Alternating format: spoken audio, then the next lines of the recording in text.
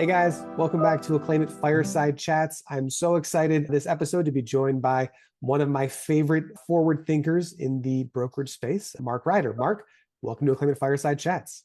Thanks, David. Appreciate you having me, and thank you for the comments. No problem. All right. Now, your background is one of the more fun ones that I get to intro because I could say, hey, you're NFP, and you've been an NFP, but it's actually a super cool journey where I think it's almost more of an entrepreneurship roadmap where you've actually built out a number of both practice areas, innovation centers, and now even AI thought leadership areas inside of NFP over a pretty sizable career here. Not that you're that old, but I guess, is that a fair summary of the journey so far? Yeah, 100%. I've been with NFP 24 years now. Sold our business, actually started a benefits brokering shop out of college, late 90s. Built that with a business partner of mine and sold NFP in '02 and have been with NFP ever since over the last, I'll call it 15, 16 years though, on the corporate side, launching some various practice areas. So that entrepreneur comment around started with building our Ben admin practice area, then an HR technology practice area, and then I was asked to run innovation, none of which really had any type of roadmap. They were all new ventures. And so it's been a lot of fun. And now it's very much AI focused, but still in that innovation lens. It's been a good ride. Long one. Yeah, I bet. And also seeing both, I'm sure how the competitive dynamics of the brokerage space has changed and also getting a good view of, okay, what does it take to be competitive in today's brokerage market? Maybe that's a good segue here, which is from your vantage point, I know you're thinking a lot about innovation and what's next, but even thinking about where we are today, when you look across NFP, what are you seeing as the things it takes to be competitive in today's brokerage environment, whether it's tech, process, approach, talent? What are the biggest things on your mind? Yeah, I think the fact that the insurance industry has been such a laggard for so long is an opportunity, but it's also a challenge, right? Because that means people have been stuck in their ways for a long time. And most of my job over the course of the last 5, 6 years has been change management. The technology has been there. It's just it hasn't been adopted as widely as we might have thought it would in the time frame that we thought it would within the insurance space.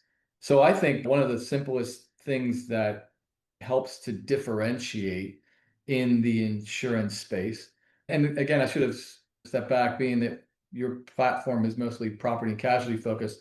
My role, although I started in the benefits space, has expanded across the enterprise, and we've taken a real enterprise approach to risk and data organization. And so the platform and the work that we do really is an enterprise-wide approach so that we can bring more data together to drive more insights. And I think that's part of our differentiation is when we're working with a client, we're looking at total risk, and that could be human and benefit driven and or business property and casualty driven.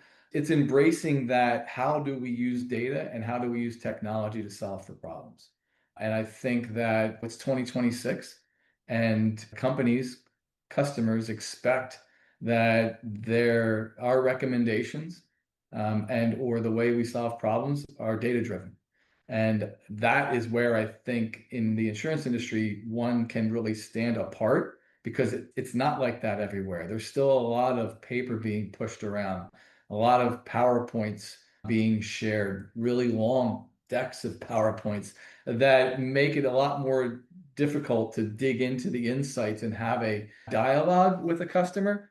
And so I think if the brokers that are adopting that strategy, that are leaning in on data and technology, are creating a better experience for the end consumer. Those are the brokers I think that are succeeding in growing the practice, in acquiring more logos, driving revenue, and keeping retention.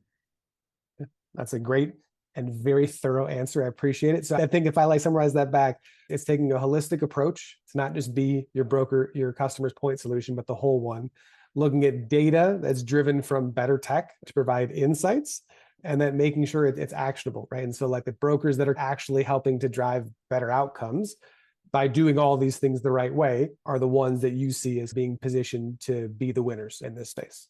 Yeah, and I also think that maybe the customer might not be ready for everything, but I think they want to know that their partners are ready to take them into the future. So now we start to delve into the AI conversation that happens everywhere. And I think soon will happen in every client conversation. What is your position on AI? How are you using AI? How's it going to impact the service that I'm receiving?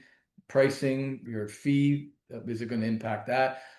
Those questions will come out. If they're not coming out already, they will. And I just feel as it dovetails off of data and technology, if you've been walking around with a three-ring binder and now they ask you your AI strategy and you have, and they're like, okay, the optics don't look great. So you have to take that stepping stone of if you don't have a data strategy, you don't have an AI strategy.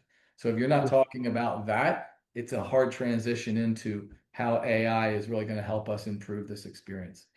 Yeah, I think it's a great segue talking about partnerships and data. I think this maybe is a great, we have a fun announcement here, which is, I believe as of officially last week, Aclaimant and NFP have a phenomenal partnership that we've launched. Aclaimant has become an NFP preferred RMIS provider, part of the NFP Connect portal that you guys have put in place, which we're super excited about and super excited to help bring a bunch of our tech to a number of your customers. As part of that data strategy, we saw together how this might pair up very nicely as well.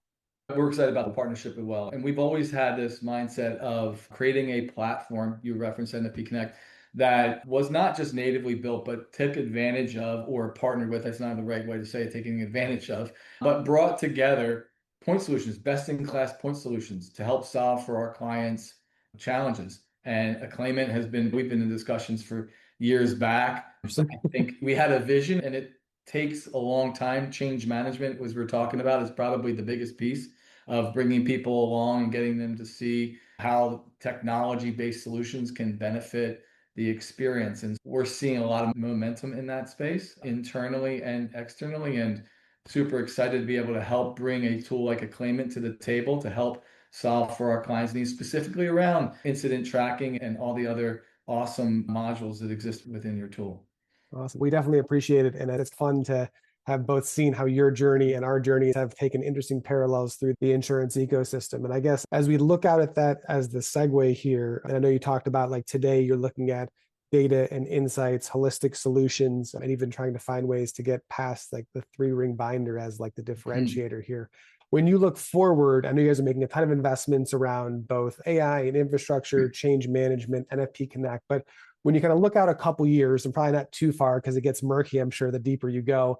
But what are the big things that you're thinking about, specifically in the brokerage and insurance space, that kind of are the big trends you're following as you look out a couple years?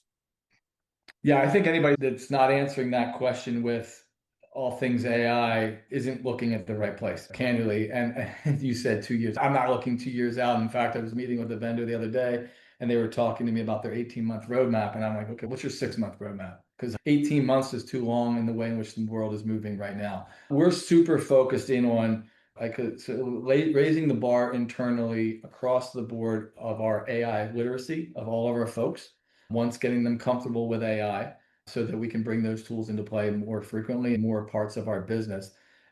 We're also very much focused in on that second component of our strategy, which is really an enterprise-wide agent model so that we can help our folks become more effective, actually execute on their day-to-day tasks with models that have been built, not just having them have to go out and build those models. And we truly believe that if built properly in this, we'll call it orchestra type fashion, that we can drive adoption of the various tools that we've brought into our ecosystem and impact that change management that much better. And it's because of the experience of that user interacting with the tool. It's just easy.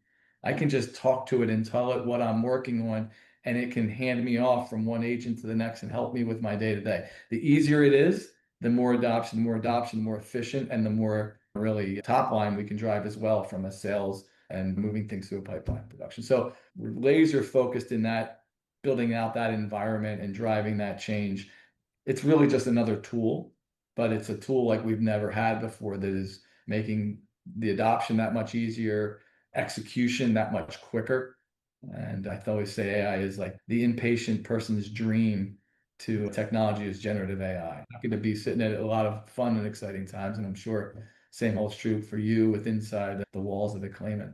Oh, absolutely. Absolutely. I think just to get into to draw it full circle, and I think when we look out, I think you said one of the most interesting things is customers today, especially from that are insurance buyers, aren't necessarily looking to say, I want to use your AI tool, but they're looking to say, what are you doing today to understand, to make sure that you're on top of it? I think over the next few years, as you're talking about, I think the expectations of our consumers collectively are going to start to go up and up, because they're going to say, hey, if you're using these tools and you're using them well, you should have more data. You should have more insights for me. You should help me to go ahead and be able to build better. And so I think interesting that I think everything changes and nothing changes in almost every situation. And here it's the everything changes is just behind the scenes. But I think ultimately the consumer here is just going to continue to have higher expectations of their broker partners for saying, hey, give me real insights, not just like you did an analysis of these 5 claims, but in real time, what's going on with where I am? How can I do better? What am I changing right now? How are you going to help me? And I think that's going to continue to go ahead and improve, which I think should make this whole space so much more productive. Yeah, I agree. If you're not, as an organization, rethinking and repositioning your value prop and understanding how you're going to fit into this new world of these agents that are out there, you run the risk of being replaced and disintermediated, whether rightfully so or not. Folks are going to believe they can replicate. So how can you play in this agentic role, in this model? What role are you going to play? Be proactive with it. Bring your expertise and your insights to the table, and rethink the delivery. Maybe it's not the standard or traditional UI that every system has been focused in on, because that whole UI engagement, in my opinion, is going to fade away. It's challenging to teach people where to go and where to click, and it's not as necessary anymore with the way in which the AI layer can help with that navigation. Fun times again, because I think if you're not focused and rethinking on the way in which you can use AI to improve your model or where you sit in that ecosystem, you need to start doing that. Awesome. I know we're coming up on the end of our conversation here, so we'll flip back to you. I guess opportunity for a shameless plug, either the work you do at NFP Connect or where you're focused in general, but let you that, then we'll go ahead and bring it home. I'm grateful for you inviting me to join you here. Love the discussion. I think, everything that I've been saying here of what I believe other folks need to do to differentiate is what we're driving internally. We've invested and have historically invested a ton in our technology and our infrastructure, and it's putting us in a great position to be able to capitalize on the what's next. And there now is more and more of a realization, and that word is getting out there. It's exciting times, and looking forward to what the next 6 months to 6 years will bring. We'll see. I think I'm still going to be at it in 6 years. We'll see. I think you will. Yeah, it's hard for you to shut it down. I know you too well at this point. But no, listen, Mark, really appreciate the time here. Appreciate the partnership. I'm excited to see what we can do together. And with that, we'll go ahead and wrap up this episode of Aclaimant Fireside Chats. So, Mark, thank you. We'll catch you guys next time. Thanks, David. Cheers.